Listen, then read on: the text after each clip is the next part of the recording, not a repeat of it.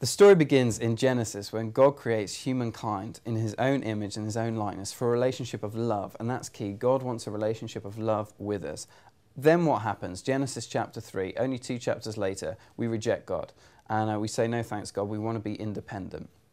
God walks away. He lets us do that. He puts us out of his presence. But then the rest of the Bible is a story of him trying to recapture that relationship and draw us back into the relationship of love.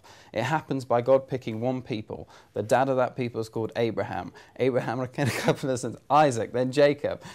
Then Israel start to live in a period of the judges where they've got all these random people kind of leading them when they're desperate. And they turn to God only when they're desperate. And the story of Israel is a story of God wrestling with this people, trying to tell them how much he loves them, and ultimately they always keep walking away. What Israel did after the books of the Judges, they wanted a king, so God gave them Saul. Saul messed up, so they got David. David did pretty well, and then his son Solomon did all right until the end where he started to get it wrong. And then the kingdom of Israel split into Israel and Judah. So you read through the books of Kings and Chronicles, and that's why you'll find that there are kings of Israel and kings of Judah. Israel, the kingdom, got conquered by Assyria because they finally just totally messed it up. Judah kept going for a little while for the sake of David, but ultimately Judah rejected God as well, and so he had to walk away. And then Israel go into exile. They come back from exile, and God's presence isn't with them in the same way. And so what we find at the end of the Old Testament is just a lot of questions. Where are you, God? I thought you promised in Isaiah that you were going to be with us. I thought you said in Ezekiel you were going to be with us, but you're not. And then there's silence for 400 years, and then he's born. And he's called Jesus, and he's called Emmanuel, and he's God with us. And Jesus walked through living the life that Israel should have led, a life of union with his Father.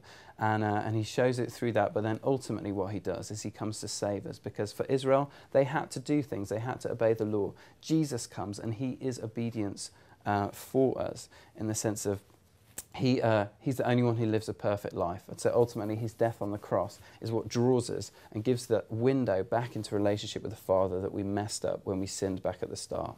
And then the rest of the story is the story of the early church, where we're trying to figure it all out, we're trying to live it out, and you can read about that in Acts and then Paul's letters and what it is to live a life of Jesus. And then finally, the final picture is something that hasn't happened yet, the picture in Revelation. And often when we read the Bible, because it was written in the past, we think it's all happened, but it hasn't. That bit at the end hasn't happened yet. And so we're in the story, we're living it, and that's the future. And the future and the end picture is, while it began in a garden with 2 people, it finishes in a city with a multitude, when all of us come into that presence, come back into that relationship with God. Longer than 2 minutes. That was good though.